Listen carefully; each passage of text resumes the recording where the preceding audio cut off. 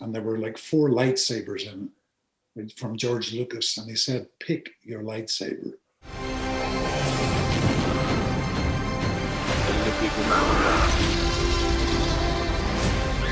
Where we're going, we don't need roads.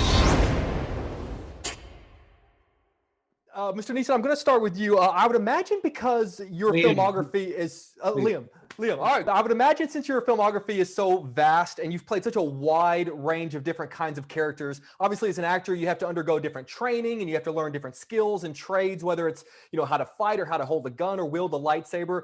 And you don't necessarily forget them just because the role's over. So I'm curious, what is the coolest thing that you know how to do simply because you played a character who needed to know how to do it?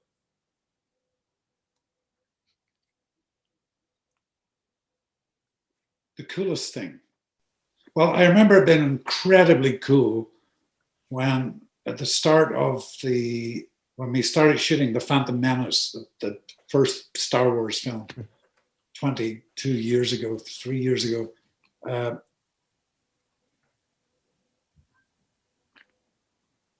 being handed like a box, and there were like 4 lightsabers in it from George Lucas, and he said, "Pick your lightsaber." And it was a real ceremony. And I picked one because it was green, because I'm Irish. That was my real reason. So I don't know if that answers your question, but I just remember that moment thinking, "Oh, this is so cool." You have the skill of picking a lightsaber. That is a skill that not many people I've ever met in my life can ever express. And you're going to think I'm nerdy. I have a lightsaber prominently displayed in my apartment right across the room, and now I feel significantly cooler. And actually, I showed it to Ewan McGregor the other day, and it was a fun moment. Yes. Can you tell if a fan's going to approach you on the street, what it is they're going to approach you about? Can you tell, oh, this person's going to talk to me about Kinsey, this person's going to talk to me about Love Act? Can you sort of clock someone as they're heading toward you? Yeah, sometimes. It's never Kinsey. You can kind of tell the Star Wars geeks, very sweet geeks, and occasionally I love actually. And if it's an elderly person coming up with a very sad face, I tend to think they've seen Schindler's List 3 times or something.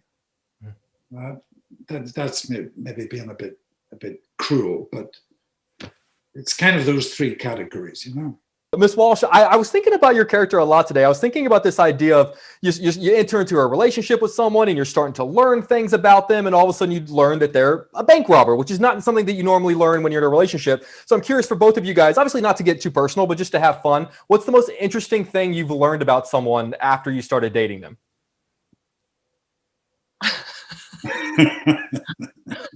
That they had a secret family in Marina Del Rey. No, I'm...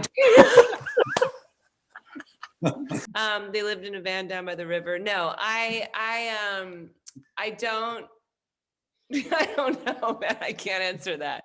I don't know. I wish I had that's why I was making just an absurd response, but I don't know. I think that's usually disappointing though.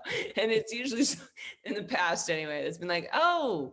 I met a person, in fact, my eldest boy's girlfriend, I guess, who's very, very interesting looking. And she was out in the front garden reading a book, and she's about 24 years of age. And she came in and we were having a cup of tea, and I said, "Pauline, what are you reading?" And she said, "St. Augustine." And I thought, wow, that's very, very cool. And she didn't expand on it. She just said St. Augustine. Like, I thought, what honor day. So I said to my son, I said, "Keep her." Guys, I seriously thank you so much for taking the time to do this. I love both of you guys, and you've always been so kind to me. And seriously, from the bottom of my heart, I hope you're doing well. I hope your families are doing well, and hopefully next time we chat, I'll get to be in person. And you, Jake. Thanks, Jake. Thank you. Bye, guys. Take care. Bye.